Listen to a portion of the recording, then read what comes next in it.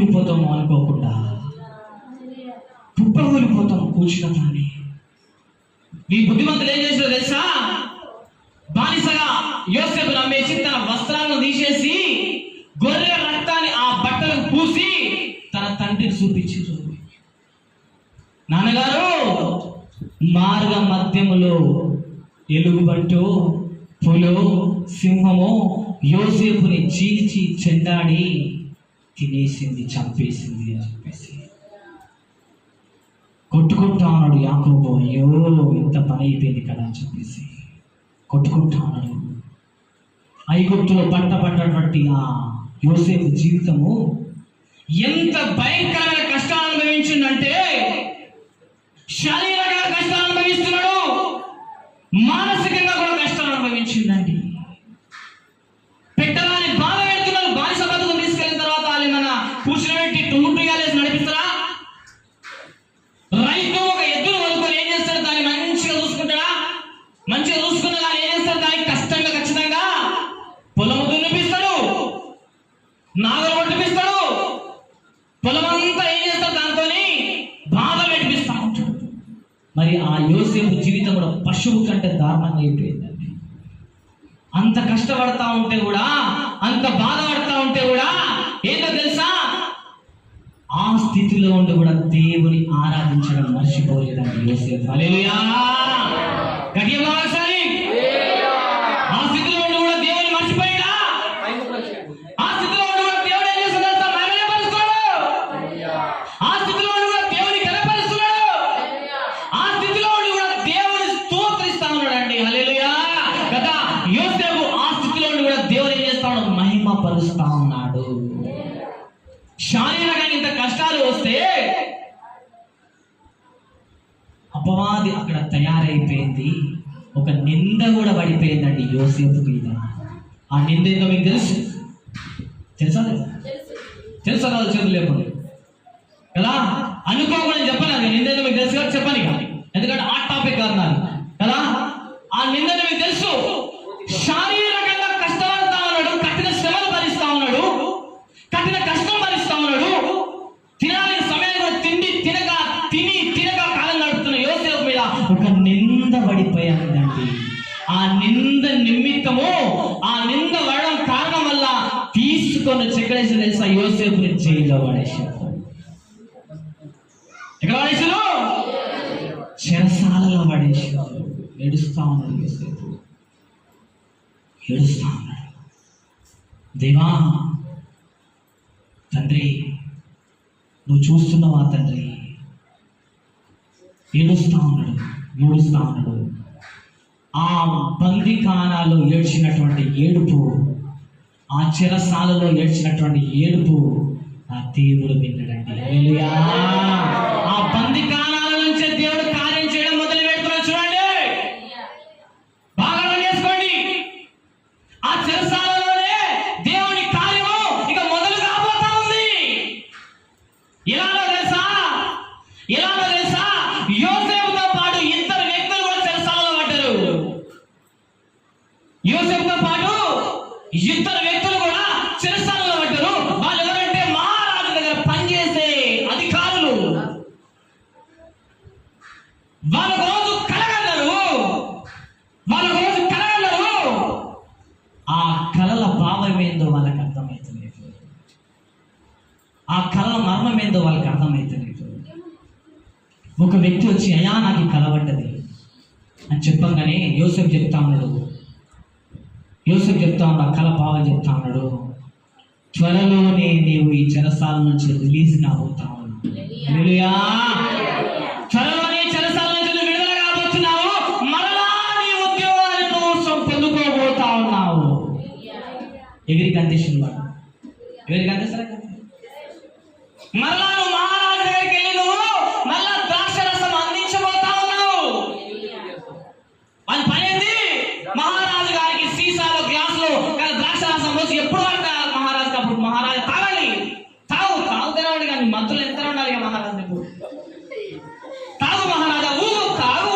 ఇక పరిపాలన ఉండాలి. ఇక ఎప్పుడు చూడు కొంతమంది 20 ఏళ్ళ రాత్రి ఉంటారు తెలుసా?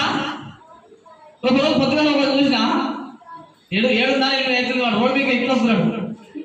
అమ్మ నా బండి ఇట్లా అవుతుంది, టైం చూస్తే పాదకి 8 అవుతుంది.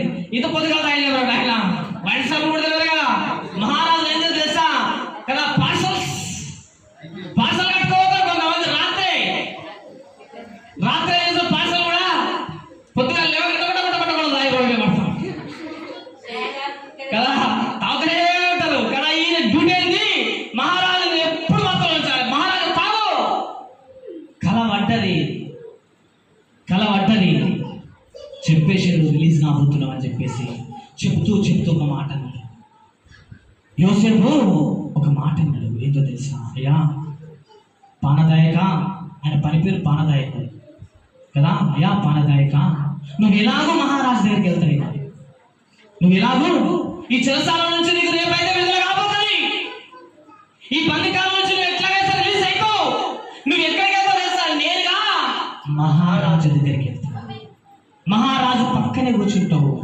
మహారాజుతో మాట్లాడడానికి అవకాశం కూడా ఉంటుంది. నీ కాలు లేదు కానీ దయచేసి మహారాజుకి నా గురించి చెప్పు. హల్లెలూయా. మహారాజుకి ఎవరు అడుగుతున్నారు?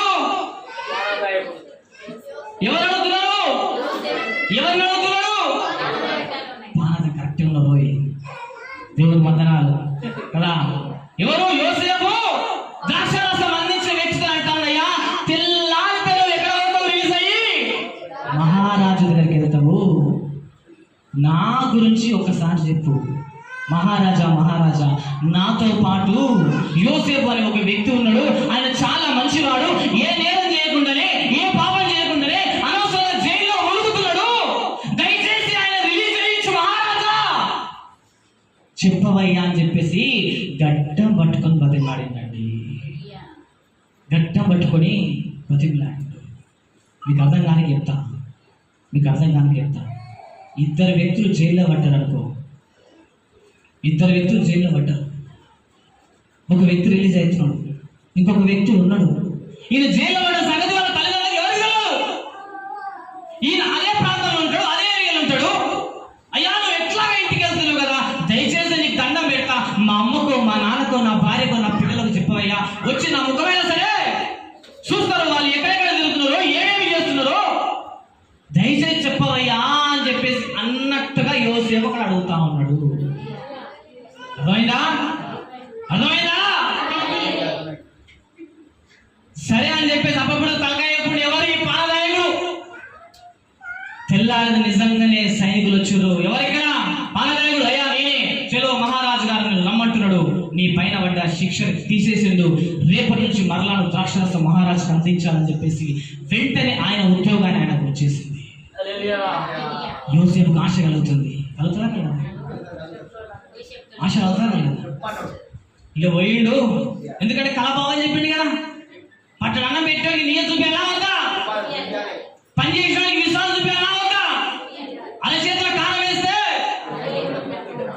50 ఏళ్ళ 60 ఏళ్ళు ఎవరు సెట్ చేసారో పెద్ద బస్సులు 60 ఏళ్ళే ఫిక్స్ పెట్టేసాడు. 40 పెట్టేసి కదా, 60 పెట్టాల కదా, 60 ఏళ్ళు.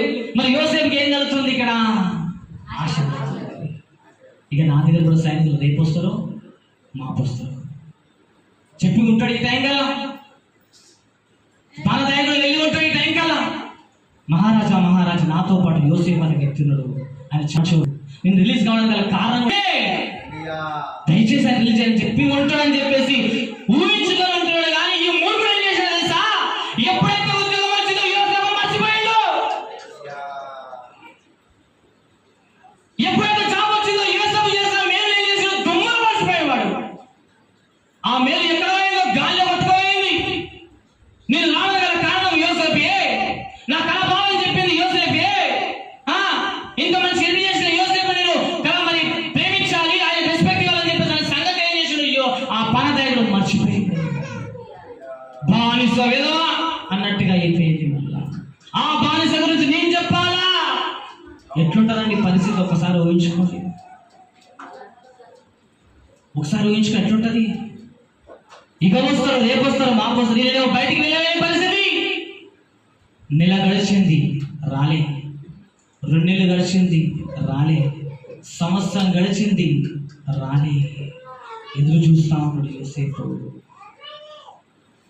2 సంవత్సరాలు గడిచిపోయిందండి. ఎన్ని సంవత్సరాలు గడిచిపోయింది? 2 సంవత్సరాలు గడిచిపోయింది. దేవుడు ఏం చేసినా తెలుసా? గొప్ప కార్యము.